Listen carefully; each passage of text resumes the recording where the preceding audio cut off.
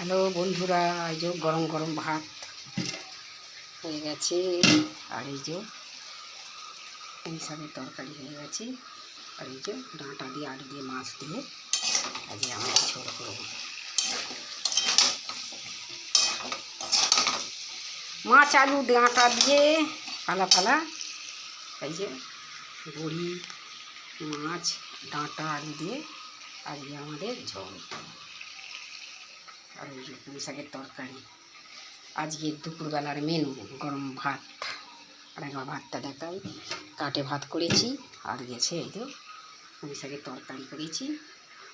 আর এই মাছ আলুর তরকারি আজ একটু বেশি বেশি রান্না করেছি, একটু মাথার কথা আছে ওই জন্য।